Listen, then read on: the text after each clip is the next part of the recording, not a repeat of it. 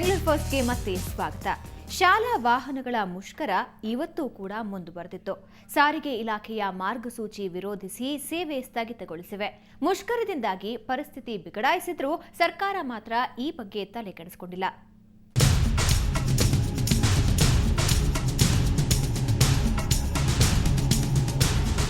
ತಮ್ಮ ಬೇಡಿಕೆಗಳ ಈಡೇರಿಕೆಗಾಗಿ ಶಾಲಾ ವಾಹನಗಳ ಚಾಲಕರು ಆರಂಭಿಸಿರುವ ಮುಷ್ಕರ 2ನೇ ದಿನ ಪೂರೈಸಿದೆ. ಸಾರಿಗೆ ಇಲಾಖೆ ಸೂಚಿಸಿರುವ ಮಾರ್ಗಸೂಚಿಗಳನ್ನು ಸಡಿಲಗೊಳಿಸಲು ಆಗ್ರಹಿಸಿ ವಾಹನ ಚಾಲಕರು ಪ್ರತಿಭಟನೆ ನಡೆಸುತ್ತಿದ್ದಾರೆ. ಸರ್ಕಾರ ತಮ್ಮನ್ನು ಮಾತುಕತೆಗೆ ಆಹ್ವಾನಿಸುವವರೆಗೂ ಮುಷ್ಕರ ನಿಲ್ಲಿಸೋದಿಲ್ಲ ಅಂತ ಪಟ್ಟು ಹಿಡಿದಿದ್ದಾರೆ. ಪ್ರತಿದಿನ ನಾವು ಎಲ್ಲ ಆರ್ ಟಿ ಒ ರೌಂಡ್ ಇಟ್ಟಿದೆ, ನಮ್ಗೆ ಅದು ಏನಿದೆ ಪರ್ಮಿಟ್ ಕೊಡಿ, ನಾವು ಹಾಕ್ಕೊಳ್ತೀವಿ ಅಂತ ಅದಕ್ಕೂ ಹೋಗ್ತಾ ಇಲ್ಲ. ಮತ್ತು ಇನ್ನು ಎಲ್ಲೋ ಪೇಂಟ್ ಮಾಡಿ ಅಂತಾರೆ, ನಾವು ಎಲ್ಲೋ ಪೇಂಟ್ ಮಾಡಿ ಹೋಗ್ತಾ ಇಲ್ಲ. ಒಂದು ಪಟ್ಟಿ ಥರ ಬೇರೆ ಸ್ಟೇಟೆಲ್ಲ ಇದೆ, ಅದೇ ಥರ ಮಾಡಿ ನಾನು ಕೇಳ್ತಾ ಇದ್ದೀವಿ. ಯಾವ ಅಧಿಕಾರಿ ಕರೆಕ್ಟಾಗಿ ಸ್ಪಂದಿಸ್ತಾ ಇಲ್ಲ. ನಾವು ಅದಕ್ಕೆ ಕಂಟಿನ್ಯೂ ಮಾಡ್ತೀವಿ. ನಮಗೆ ಅವರು ಕರೆದು ಸ್ಪಂದಿಸಿ ನಮ್ಮ ಬೇಡಿಕೆ ಏನು ಇತ್ಯರ್ಥ ಮಾಡೋವರೆಗೂ ನಾವು ಹೀಗೆ ಮುಂದುವರಿಸ್ತೀವಿ.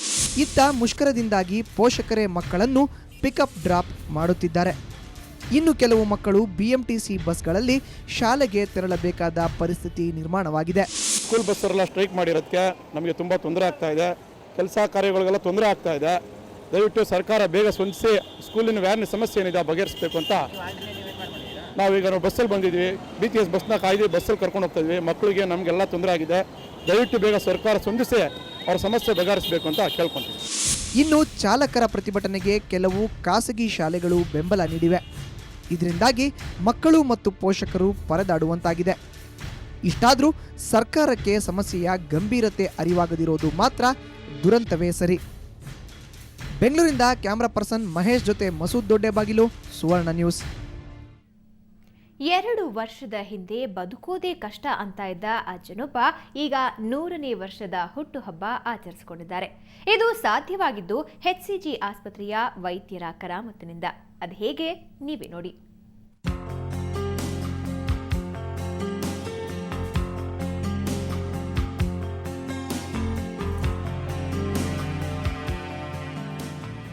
ಹೀಗೆ ಕೇಕ್ ಕಟ್ ಮಾಡಿ ಸಂಭ್ರಮಿಸ್ತಿರೋ ಈ ತಾತ ತಮಿಳುನಾಡಿನ ತಂಜಾವೂರಿನವರು.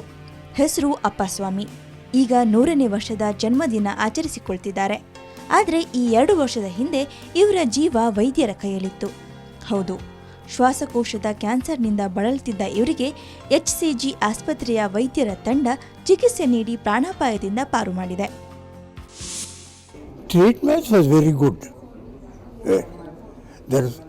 That is what I told you. I never stayed in the hospital for more than a couple of hours. As soon as the treatment is over, I go home and sleep. That's all. ಅಪ್ಪಸ್ವಾಮಿಯವರಿಗೆ ಚಿಕಿತ್ಸೆ ನೀಡೋಕೆ ಅವರ ವಯಸ್ಸೇ ಸವಾಲಾಗಿತ್ತು. ಆದರೆ ಅಪ್ಪಸ್ವಾಮಿಯವರ ಧೈರ್ಯ ಚಿಕಿತ್ಸೆ ಯಶಸ್ವಿಯಾಗುವಂತೆ ಮಾಡಿದೆ ಅಂತಾರೆ ವೈದ್ಯರು. ಬೇರೆ ಯಾವುದೋ ಒಂದು ಪ್ರಾಬ್ಲಮ್, ವಾಮಿಟಿಂಗಿಗೆ ಒಂದು ಎಕ್ಸ್ರೇ ತೆಗೆದ್ರು. ಅದರಲ್ಲಿ ಒಂದು 4 ಸೆಂಟಿಮೀಟರ್ ಸೈಜ್ ಲೀಷನ್, ಒಂದು ಲಂಪ್ ಇದೆ ಅಂತ ಗೊತ್ತಾಯಿತು ಲಂಗ್ಸಲ್ಲಿ. ಏನು ಅಂತ ಆಮೇಲೆ ಟೆಸ್ಟ್ ಮಾಡಿದರೆ, ಬಯಾಪ್ಸಿ ಎಲ್ಲ ಮಾಡಿದರೆ ಕ್ಯಾನ್ಸರ್ ಅಂತ ಬಂತು. ಟ್ರೀಟ್ಮೆಂಟ್ ಚಾಲೆಂಜ್ ವಾಸ್ ಒಂದು ಏಜ್ ವಾಸ್ ಒಂದು ಇದೆ ಅವರ ವಿಷಯದಲ್ಲಿ. 100 ವಸಂತ ಪೂರೈಸಿರೋ ಈ ತಾತನಿಗೆ 8 ಮಕ್ಕಳು, 13 ಮೊಮ್ಮಕ್ಕಳು ಹಾಗೂ 8 ಮರಿ ಮಕ್ಕಳಿದ್ದಾರೆ. ಎನಿವೆ, ಹ್ಯಾಪಿ ಬರ್ತ್ಡೇ ತಾತ. ಬೆಂಗಳೂರಿಂದ ಕ್ಯಾಮರಾ ಪರ್ಸನ್ ಮಂಜು ಜೊತೆ ಶ್ರೇಯಸ್ ಶೆಟ್ಟಿ, ಸುವರ್ಣ ನ್ಯೂಸ್. ಬೆಂಗಳೂರಿನಲ್ಲಿ ಶುಭ ಕಾರ್ಯಕ್ರಮಗಳಿಗೆ ಅಗತ್ಯವಿರುವಷ್ಟು ಕಲ್ಯಾಣ ಮಂಟಪಗಳು ಇಲ್ಲ. ಹೀಗಾಗಿ ನಗರದ ಥಣಿಸಂದ್ರದಲ್ಲಿ ಇವತ್ತು ಪರಿಹಾರವಾಗಿ ಬೃಹತ್ ಕಲ್ಯಾಣ ಮಂಟಪ ಉದ್ಘಾಟನೆಯಾಯಿತು. ಅದರ ಹೆಸರು ನಂದಗೋಕುಲ. ಈ ಕಲ್ಯಾಣ ಮಂಟಪವನ್ನ ಗಡದನಾಯಕನಹಳ್ಳಿಯ ಪಿಳ್ಳಮ್ಮ ಲೇಟ ಸೋಣಪ್ಪನವರ ಕುಟುಂಬದವರು ನಿರ್ಮಿಸಿದ್ದಾರೆ.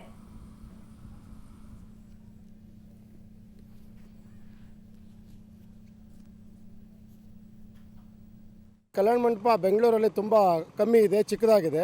ಸೊ ಎಲ್ರಿಗೂ ಸೇವೆ ಆಗಲಿ, ಅನುಕೂಲ ಆಗಲಿ, ಪ್ರತಿಯೊಬ್ಬ ಜನಕ್ಕೆ ಅನುಕೂಲ ಆಗಲಿ. ಆಮೇಲೆ ನಮ್ಮ ವಂಶದ ಪರವಾಗಿ ಒಂದು ಜ್ಞಾಪಕಾರ್ಥ ಇರುತ್ತೆ ಅಂತೇಳಿ ನಮ್ಮ ತಂದೆ ತಾಯಿ ಹೆಸರಿನಲ್ಲಿ ಕಲ್ಯಾಣ ಮಂಟಪ ಮಾಡಿಸುತ್ತೆ.